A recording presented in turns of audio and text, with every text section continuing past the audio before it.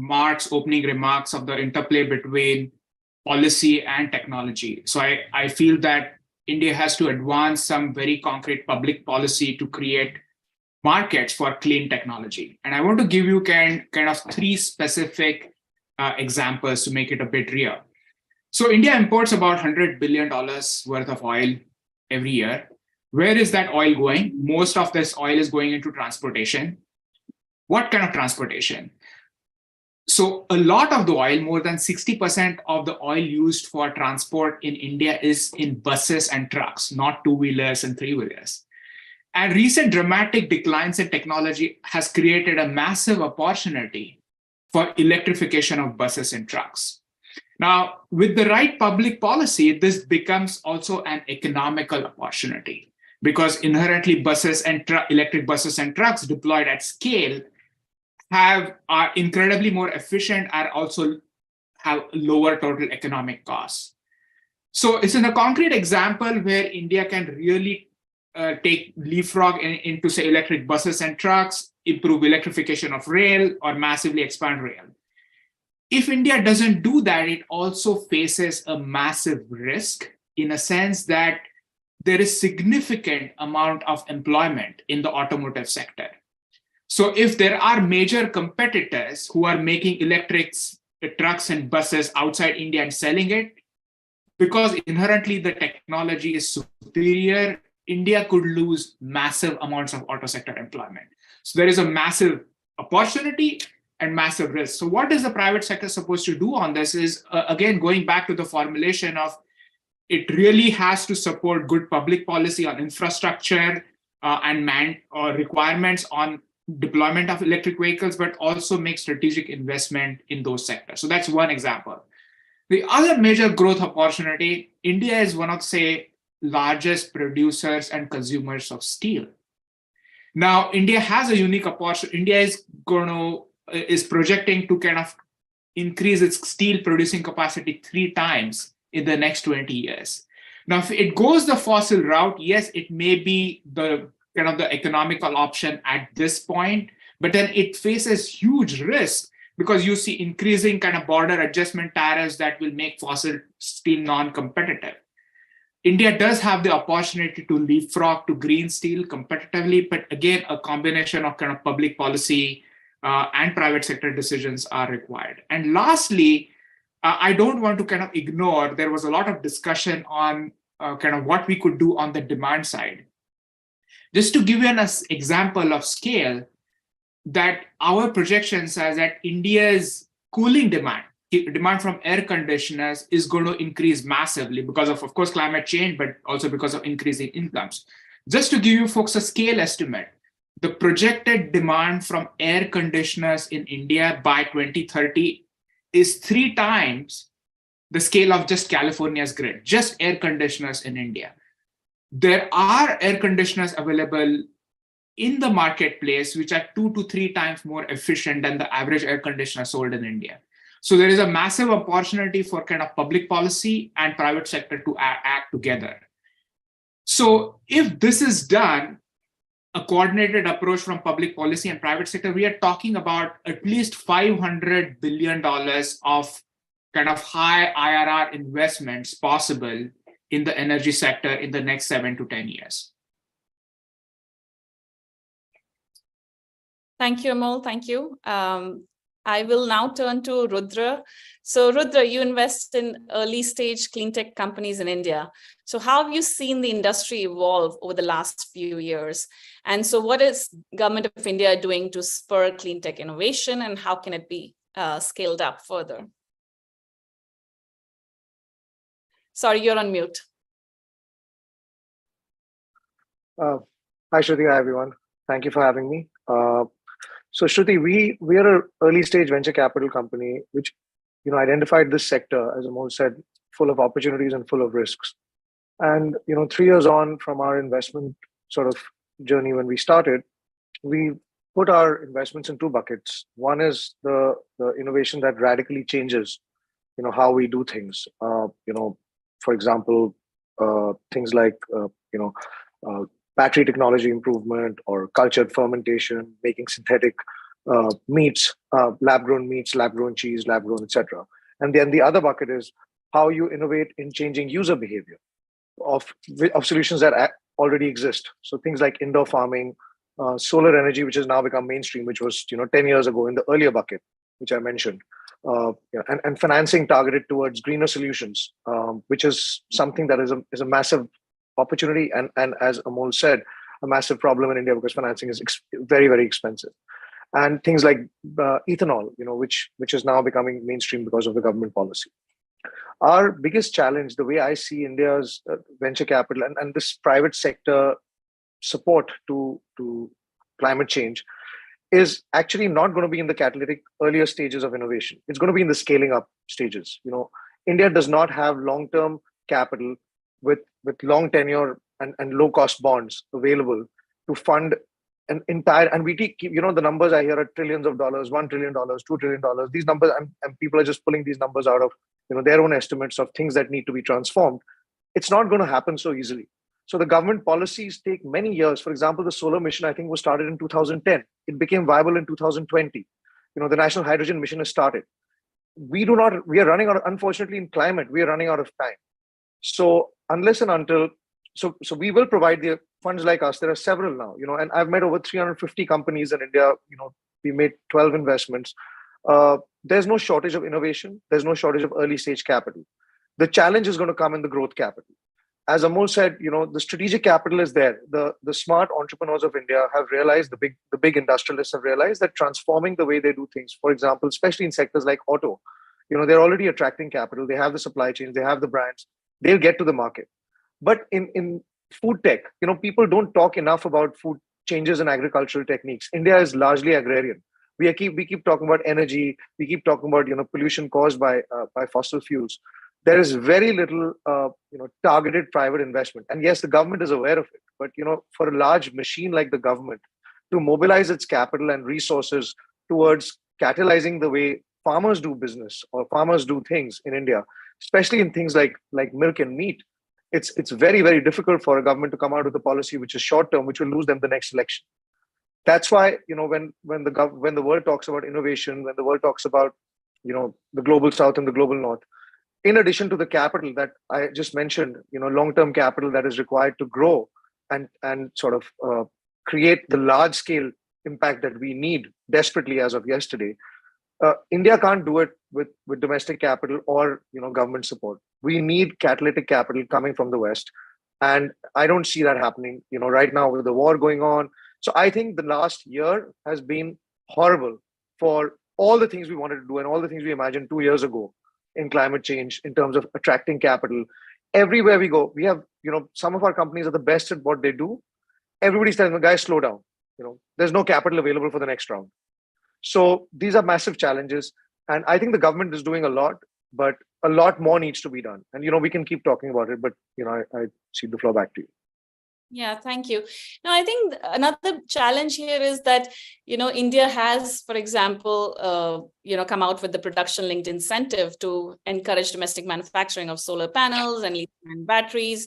But the scale of that is about $10 billion, and compare it to US IRA, where the scale is officially $360 billion, but our estimate says it's over $1 trillion in subsidies that US government will hand out to to US businesses. So I think as you rightly say, that I think that gap in financing, and our study shows we'll need about $3 to $4 trillion of investment through through 2050. That gap in financing has to be met by private capital, and India will need to tap into the global capital. And I'm hoping Varun is still here. If not, but I'm very glad to hear that $1 trillion are already coming per year, and hoping India can attract a lot of that. So thank you. And let me move on to our next question, which is for Kiran. So Kiran, I think a lot of studies, and we also believe this, that a clean power grid would play a central role in the green economy of the future. And your company, Arcadia, it works with thousands of utilities globally. So what business opportunities and challenges do you see for countries like India and US to move to a renewables first or a heavy clean grid? Yeah, maybe piggybacking on the last question too. I think what is maybe not as well understood about the IRA is it's effectively leveraging corporate tax profits to be reinvested into clean energy technology. So there was a study that recently was if we fully fund sort of what we believe will be the investments through the IRA in things like heat pumps and in the distribution grid and community solar, rooftop solar, storage, et cetera, it's going to be almost a third of corporate profits that are going to effectively be invested so these corporations can take tax credits. And I actually think that's the brilliance of the IRA is it's, if you think about US sort of, our own clean tech fits and starts over the last 2 decades, it was all pushed by corporates. The government created a wind tax credit for production, an investment tax credit for solar, and we just put that on steroids. And you asked the question in the US and India, like how do we upgrade a grid? It does run through these centralized utilities, and as we all know, they're structured as sort of quasi public-private monopolies. They're not the first ones that are going to take the first step to change how they operate. And so what's amazing about the IRA and what I think India could do, to your point, I mean, you just mentioned, Shruti, how low the sort of investment is to the problem in India, is engage corporates who basically want tax breaks to take those dollars and invest them in grid upgrades and products. I think that's like the amazing thing that we actually accomplished through the IRA that can get, I think a lot of carbon and decarbonization policies, especially in Europe, are more penalty-based.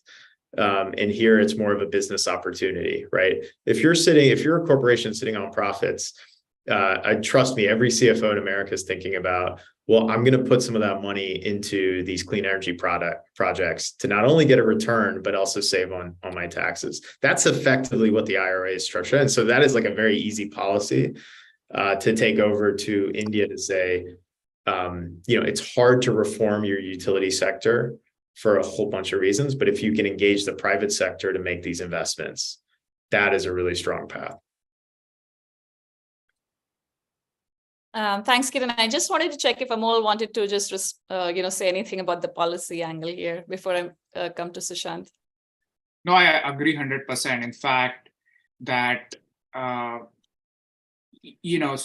basically having a not exactly similar, but essentially incentive-based policy that changes the calculus for the private sector is the only pathway I see in India to get to this, because it will then also partially address the financing question. Because if the investments are then profitable even with the significant risk, that is what IRA is doing. Like, it has such massive incentives that yes, you can take a bit of risk, but even with those risks and fluctuations, the investments are profitable. That will attract capital. Now, people will say, well, India, that does not have that scale of money to really match what the US is doing. That being said, though, the cost of production are so lower in India. So, for example, if you look at the cost of manufacturing of solar panels or electrolyzers, if those are 1/3, then the nudge you may need to give with incentives is also likely to be lower. The other interesting fact is that US has incredibly cheap energy, fossil energy. US has an abundant supply of natural gas. So the amount of push from incentives the US needs to give to flip the calculus for the private sector is far greater than what India would need to flip, because India is importing LNG at $10-20 per MMBTU, where US domestic natural gas price is sub $3. So US needs to pump in a lot of money to transform. So I completely agree that in addition to kind of penalty/mandatory based policies, which the industry will lobby hard against, it is a real time to kind of explore a pared down version of IRA in India. Also sell it as a competitiveness strategy. One of the reasons IRA is done is to actually bring back domestic manufacturing in the US. So it's a financial / industrial policy, there is a possibility to do a pared down version of this in India, which would go a long way, given its cost advantage and given that it doesn't have really dirt cheap fossil fuels. Yeah, thank you so much. So let me move on to Sushant now. So Sushant, there is, as you can see, a lot of conversation about, how to decarbonize the consumption side of things. But sometimes we feel we forget about the backbone of the economy, which is the supply chains. And so we'd love to hear from you about how you approach green transformation of supply chains and what are the associated business risks that you see from your vantage point. Yeah, no, thanks, Shruti. And I really feel in a lot of the remarks that have been made by my fellow panelists and also earlier on, it raises a lot of visibility to the complexity of interdependencies, I would say.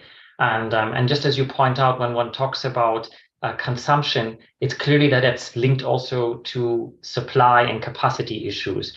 And for us coming from the industry in supply chains, as investors in supply chain transformation, we view still a lot of ongoing unpredictability and unevenness.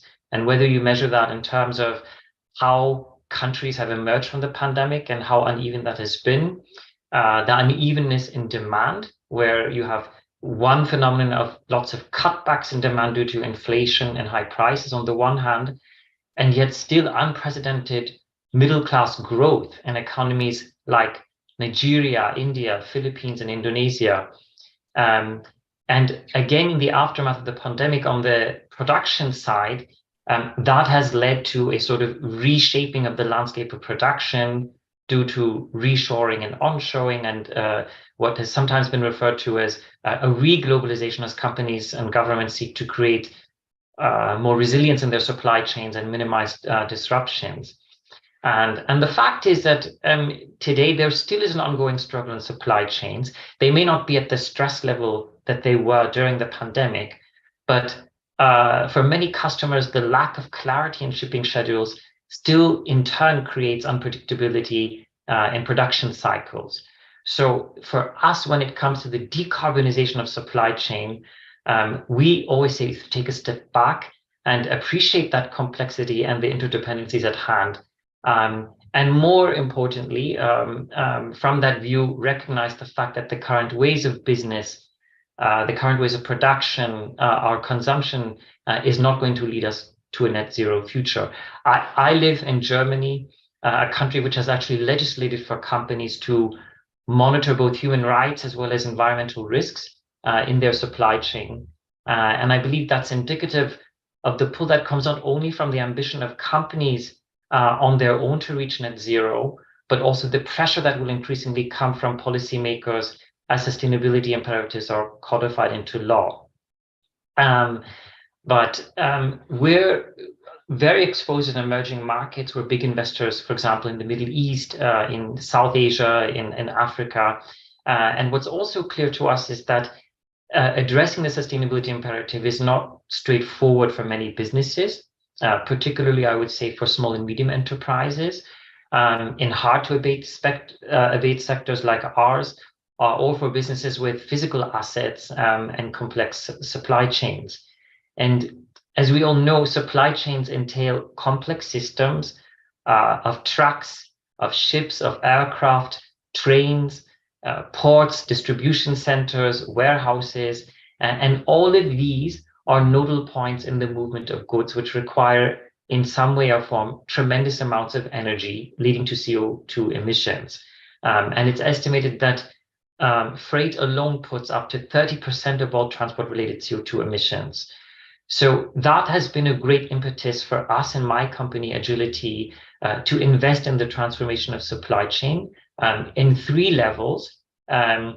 To make them faster, in other words, to remove friction points in global trade, to make them more equitable, in other words, more accessible to small and medium enterprises, to women entrepreneurs, to small businesses in emerging markets, and finally, to make them cleaner.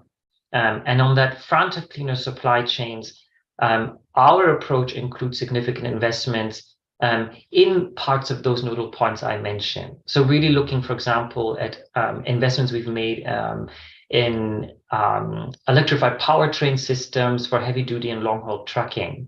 And similarly, we're owners of the world's largest aviation services company, Menzies.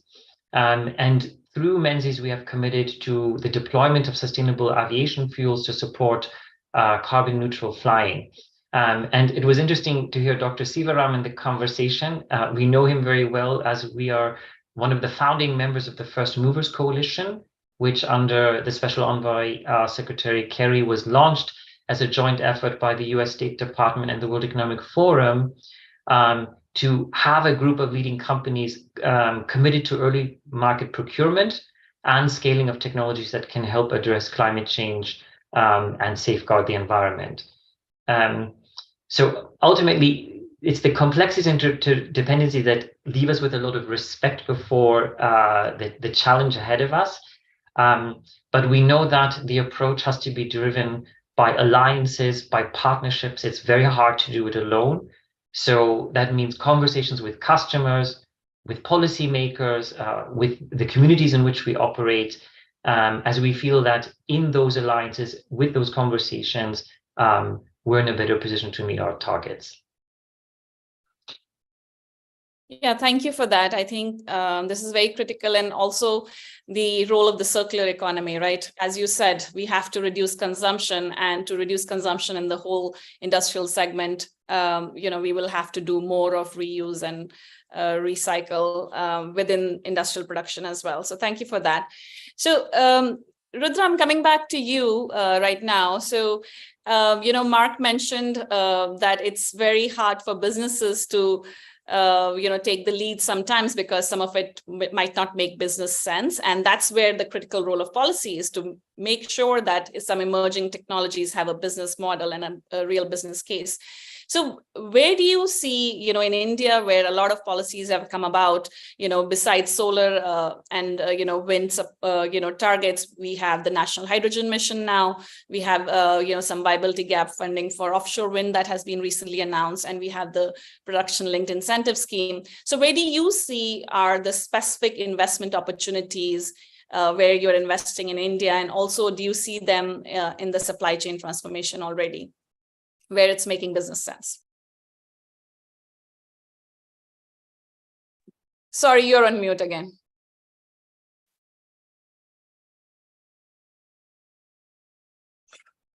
So Shruti, thanks. I'll answer your last question first. Where do you see profitable businesses building out in this space? Some of the, and I'm going to give examples of the companies that I know, some of the companies we've invested in. So, for example, our indoor farming investment is massively profitable because and the buyers are either large sovereign states who need food security coming from a reliable and verified source, or large corporates like McDonald's or Subway who need factory style tomatoes which cut in a certain way, which give out specific amount of juice every time you cut them so they don't soil the bread, etc., etc. Those are brilliant businesses that I see growing very well. Because of the government's policy around electric vehicles and the subvention that the government gives, I think there's a huge impetus around that. But I don't know how sustainable it is for the government to continue to do this. Hopefully, the technology costs as businesses scale and the economies of scale kick in on the manufacturing side, it'll be easier for the government to subvent and slowly make the company self-sustaining. The problem with early innovation, is that it's expensive and it's only adopted by people who are typically wealthy. With India's, lower class, if India does not fix, tier 3 and tier 4 cities the way they live, and I'm not talking about carbon generation from electricity, but just the way food is grown. For example, specific states in India where sugarcane and rice are grown in a massive way and water is wasted. These are very hard reforms to bring about. They're politically very, very challenging for the existing government and for the next government, because they were guaranteed to lose you the next election. So it's very easy to say make the change, but it doesn't happen on the ground. So where does capital come in? Capital has to come in from, and going to your next question around on real capital. How do you see capital coming into India? I don't see India being able to finance herself and her green revolution with her own internal accruals.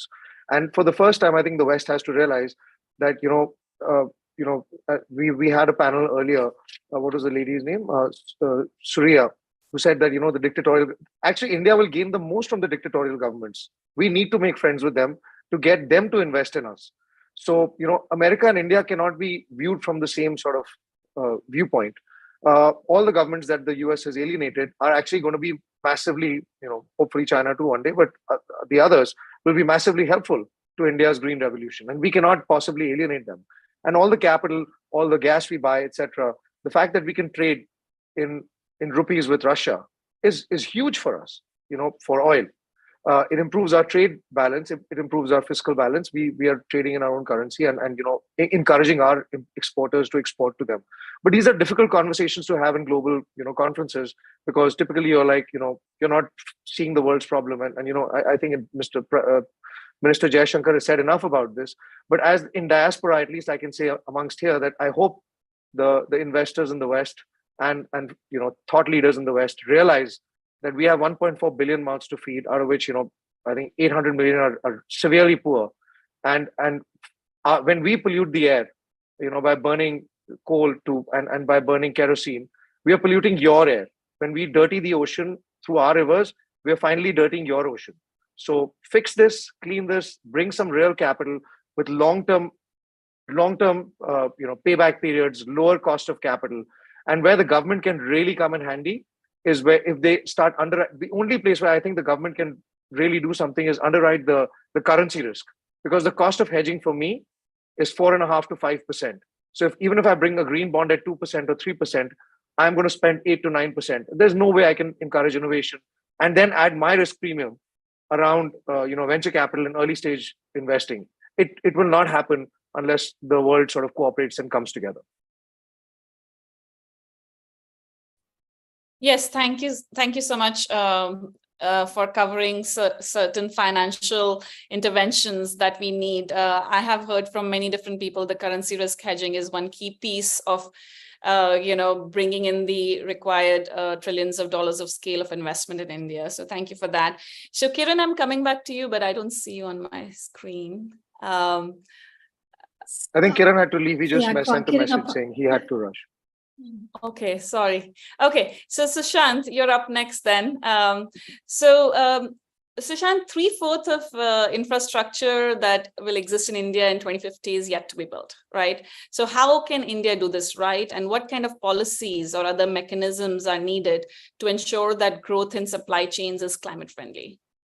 Yeah, Shruti, I find the question very interesting because we are under, with the theme of our session today, also considering the Atmanirbhar Bharat and how to realize that. And so when I think about this, my spontaneous response is that there has to be the right balance, because one part of the equation is for sure, and I think it's a very sort of noble endeavor, right, to create self-reliance in India, create local markets, local entrepreneurs, local successful enterprises, local innovators, etc., and the skill base that are required for those kinds of jobs that will be needed. Because there will be transitions not only in energy, but there will be transitions in the skill sets, the education systems, etc., to build that infrastructure that one needs by 2050. But it's important, I think, while there's this ambition of self-reliance, that India is at the same time not disengaged in global partnerships and global fora. And a good illustration of that point is the presidency that India holds, or the chairmanship that India holds this year of the G20. And from the beginning, when Indonesia handed over to India, India has been quite explicit about wanting to be a champion for climate change, but also in a way a voice for the global South. And this comes back to many of the points that Rudra and Amol have been making too before, that there's some degree of, let's say, India's manufacturing advantage or cost advantage, but there inevitably still, time is of essence. So transfer of technologies from the West will also be important, and then seeing how they can be scaled, adopted, etc., not only in India, but in also other parts of the so-called global South. So I think it's these two tracks that need to be in balance about creating the markets and not creating a dependency outside, but also working in, again, global alliances and partnerships as India is doing to ensure that we're connected still to the best ideas, the best thinking, etc. across the globe. And finally, I would say when it comes to policies, there's what we've heard a lot too in previous interventions is that pragmatism, I would say, is important, that's embedded into the policies to ensure that whether you're on the corporate side or the policy side at state government levels, for example, or municipal levels, that we're serious about it, right? And really taking forward all the measures that are required that will facilitate adoptions or that will create the markets. If we just think of solar panels, right? The R&D investments were made by the United States. Germany created a market for it, and China and India have now sort of disrupted the manufacturing and brought the prices down. But it shows that nobody owned the whole piece end to end. So again, that speaks to that importance of the balance between the self-reliance, but also the engagement with global markets and countries. Got it. Thank you, Sushant. And you rightly speak about the balance and, the policy needs to be balanced. So let me just quickly wrap up with the final question to Amol on policy. So Amol, India has been a success story on renewables, and that's one of the big things that India has to offer to the global south, on how to bring down prices of renewable energy. So how can India repeat this feat in some other sectors? I mean, that's a $1 trillion question, I would say, not $1 million. But I mean, there was a formula, and the formula was that create a guaranteed demand with a mandate. So renewable purchase obligation basically required the utilities to buy a certain amount of power from renewable sources. At that point, renewables were not competitive, but there was this kind of mandate, although not perfectly implemented. Created at least an entry point for the private sector to come in and go to the bank saying there is a mandate, so we can fund this based on this mandate. There were some early incentives, but it also so there was a mandate aspect of creating first guaranteed demand that created scale. The second aspect was the central government kind of got all the states together to really increase the scale of procurement. So SECI, which is kind of the central government entity which aggregates demand. So they were doing one of the largest procurement contracts for solar and storage. That gave private sector, instead of doing 100 projects of 20 megawatt each, they were doing massive scale projects, and that kind of brought down the price. Once the cost was down or the prices were down, the utilities themselves got interested. Same formulation can be used first to begin with the auto sector. I think this is a massive sector that faces the risk. So, China and California and US have created these kind of requirements on manufacturers to produce certain EVs. That will give some guaranteed scale for, say, massive investments in battery plants. Then you have to have the financial incentives and some kind of procurement, although it doesn't apply to the transport sector just as yet. So apply the same formulation in the steel sector. The challenge is that we don't have too much time. As you said, it took 10 years for the solar, right? The world is moving. US has passed a massive IRA incentives. China has massive mandates, right?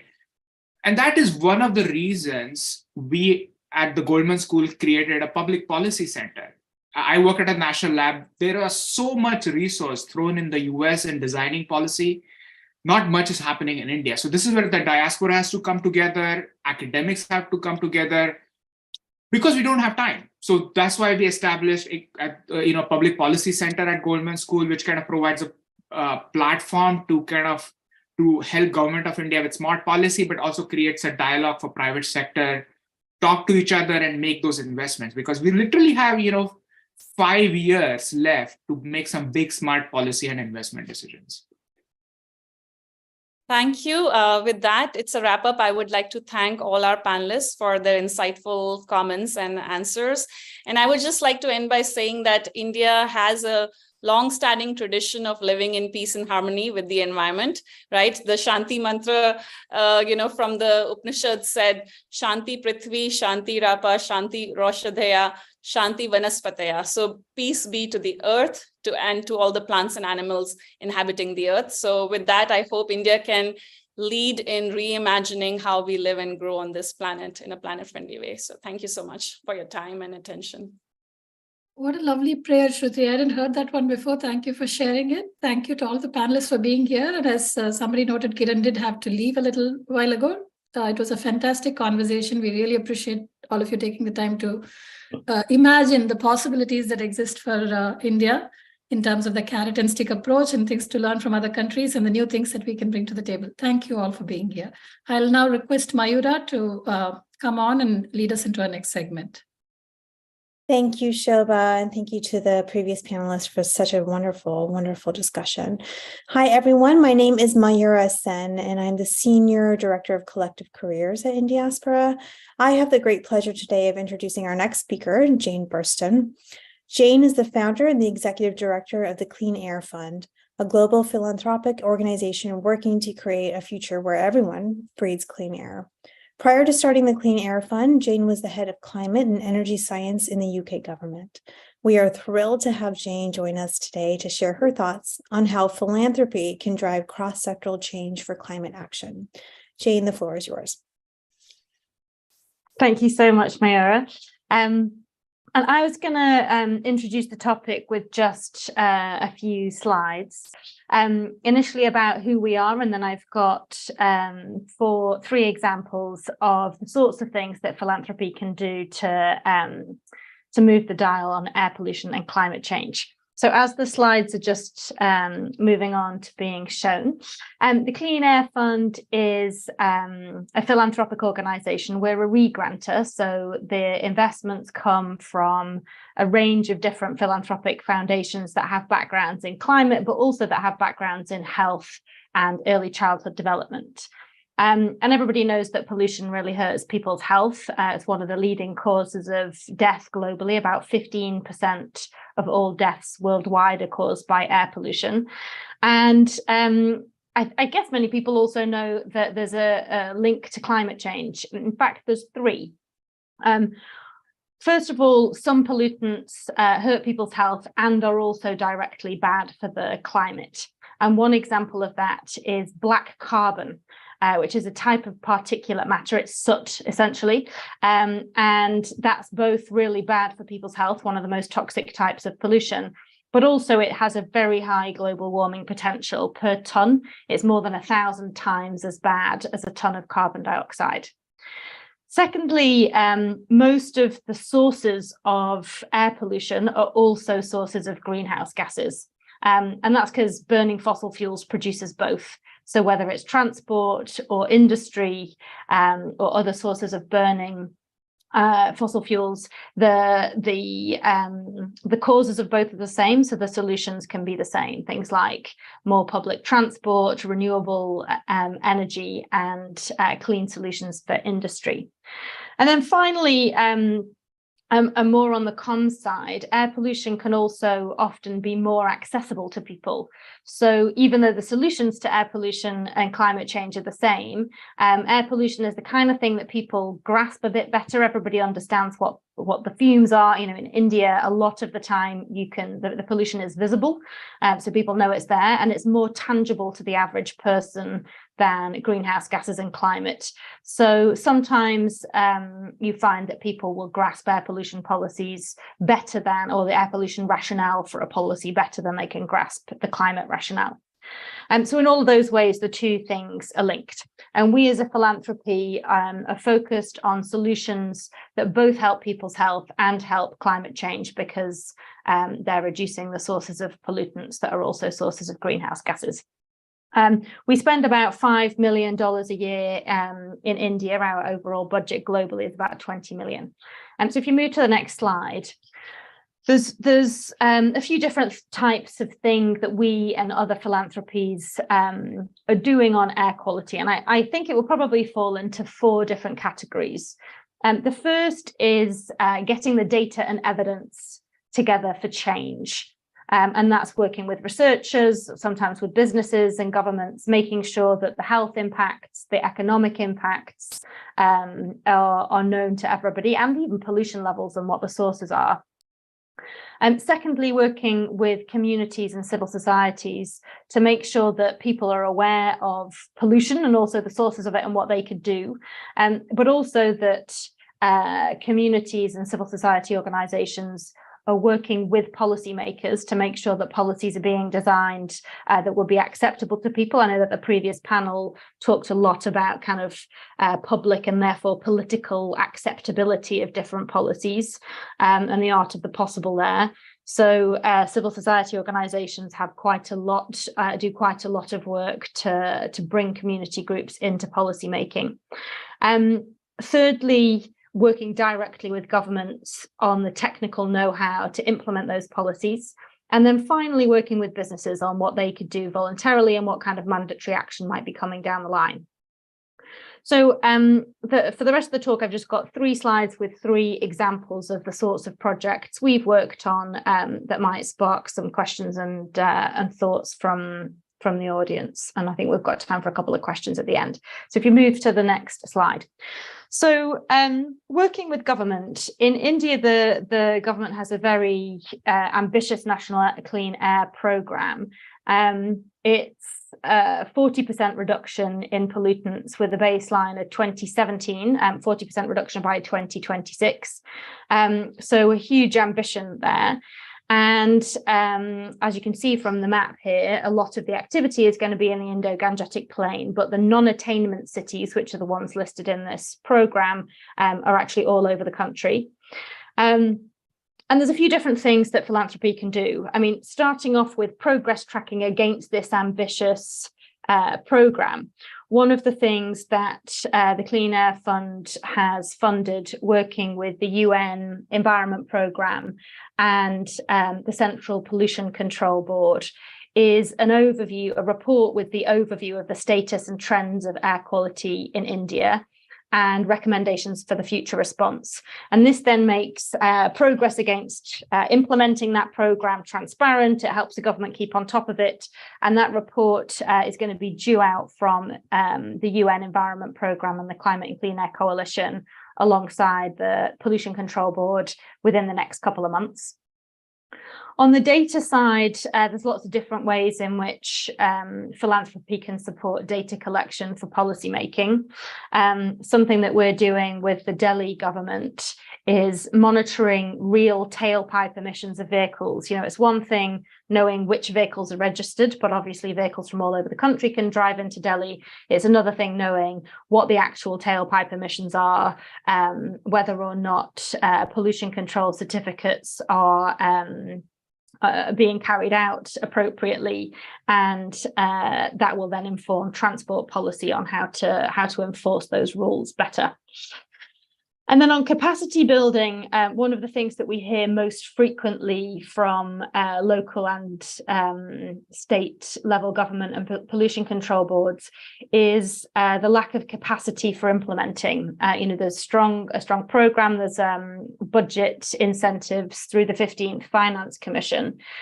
And there's large loans often, for example, the state of Uttar Pradesh has got a $550 million loan from the World Bank. But oftentimes these things don't fund the capacity to spend the money. And so one of the things, for example, that the Clean Air Fund is doing is funding a project management unit for UP so that they can execute on that loan effectively. Other philanthropies are funding similar units with local and state government to spend different budgets. So on the next slide, the second example is about working with civil society. And there's 2 main aims of this project you can see here that we have with the Mahila Housing Trust. As you might know, when there's peak pollution episodes in Delhi, there's a graded response plan that means that certain industries or sectors will get closed down to reduce the peak pollution. And one of those sectors is the construction sector. Obviously, for the construction workers, if they're not able to work on any given day, then they lose income.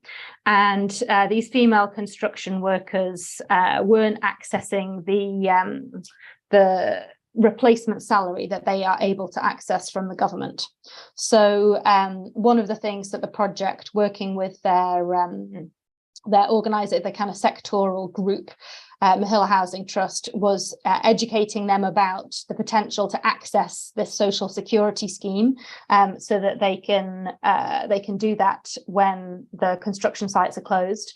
And secondly, as a result of the project, in Delhi specifically, the government launched a Doctors on Wheels scheme to give those same workers better access to healthcare. Because in this case, as is often the case around the world, these women who are very exposed through their workplace to sources of air pollution are also the least likely to have access to the healthcare that they need at home. And then the final slide is about a project working with business in India. If you just skip back one, there's the previous one, hopefully is there.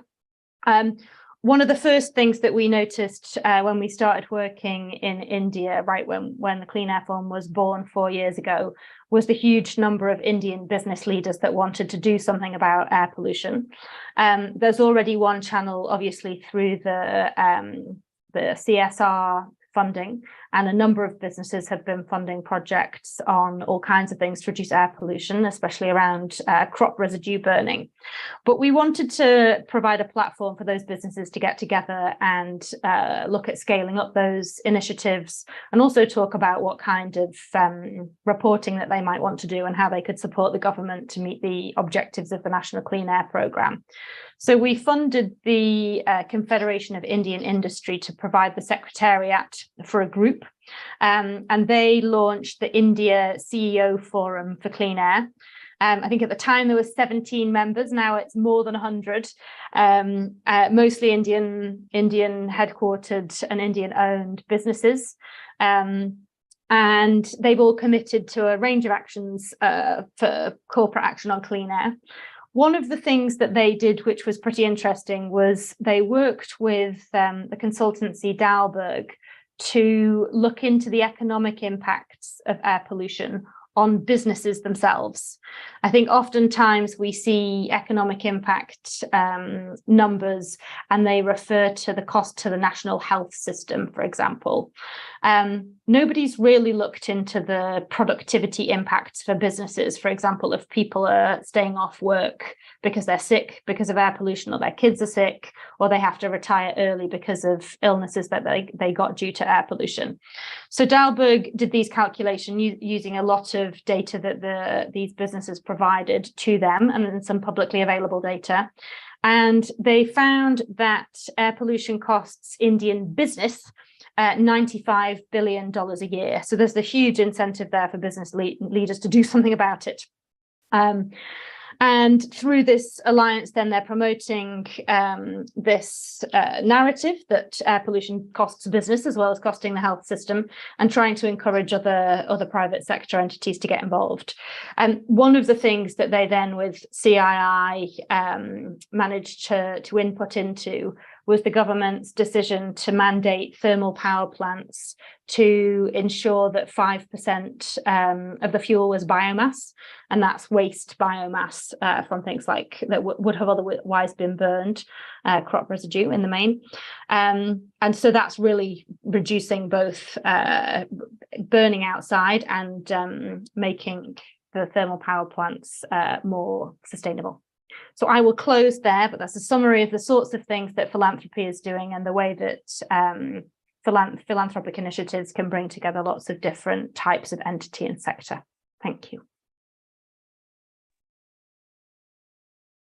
Thank you so much, Jane. I just want to give a big thank you for being here and obviously providing all this insightful information. Guys, are we okay on time for one question? Go ahead, Sunny. Jane, I think, first of all, I think, one of the cool things about the Clean Air Fund is that you guys do a lot of research, and a lot of it is data backed in terms of what you guys are finding. And I think one of the most shocking statistics that, you can find on your website, as well as if you look it up, is that, 7 million people die each year from air pollution. 7 million people. That is a staggering number.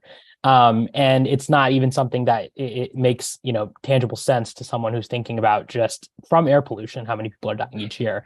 So obviously there are, a lot of barriers to coming to a complete solution. There's rapid urbanization, industrialization, dependence on fossil fuels. What is sort of the first domino that you think needs to fall in India that will then sort of, get the rest of the barriers moving towards a solution? That is a tricky one.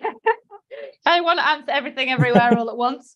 The first domino, building on what the previous panelists were saying about political will, I think I would say maybe I can pick two things. Either a unique policy that has public buy-in and is easily implementable, or the ability for the public to raise their for the public's awareness to be raised about the health impacts of air pollution, and so that the government can see that actually maybe some of the policies that they didn't think there was the will to implement, that there might be.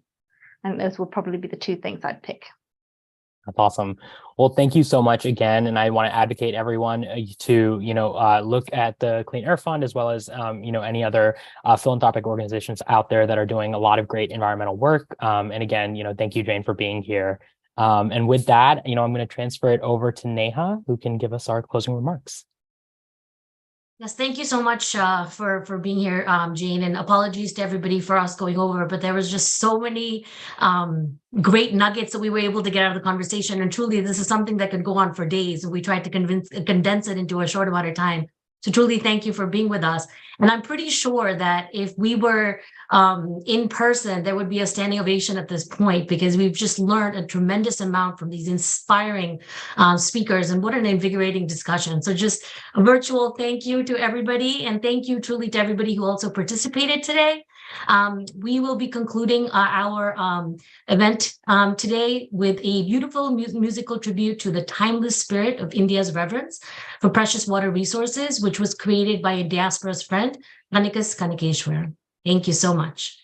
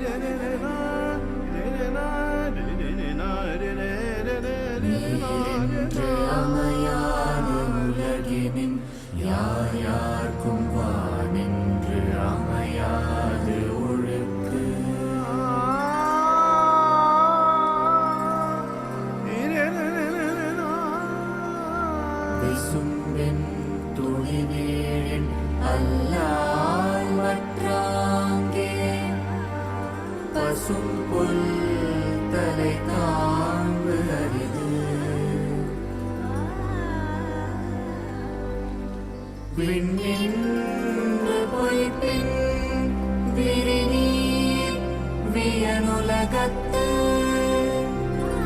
உள்நின்று உடற்றும் பசி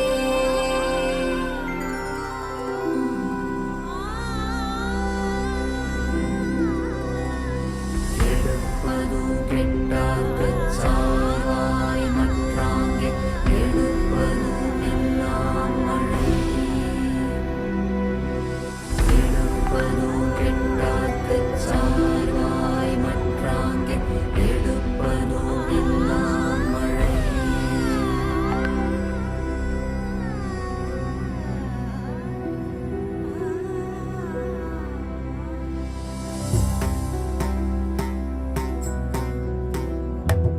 धीं तत्तानिता धीरन धीरनन धीं तत्तानिता धीरन धीरनन धीरन धीं तत्तरीं तत्तरीं धीरन धीरन धीं तत्तानिता धीरन धीरनन धीं तत्तानिता धीरन धीरनन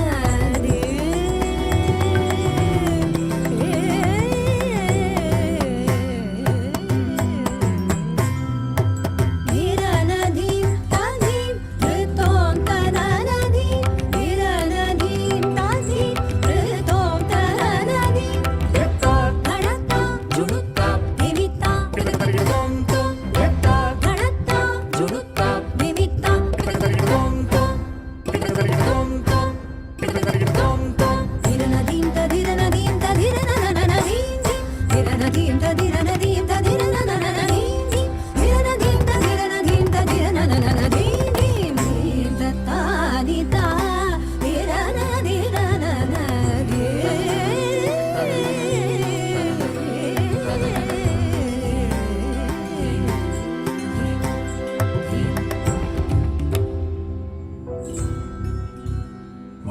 வானின்றுலகம் வழங்கி வருதலால் தான் அமிழ்தம் என்றுணர பாற்று வானின்றுலகம் வழங்கி வருதலால் தான் அமிழ்தம் என்றுணர பாற்று அமிழ்தம் என்றுணர பாற்று அமிழ்தம் என்றுணர பாற்று sorry பாம மகச சகம பனி sorry பாம மகச சகம பனி சனி பனி நி பம பம மகம மகச நி சக சகம கம பம பனி பனி ச நி சக சகம கம பம பனி பனி ச நி சக சகம கம பம பனி பனி ச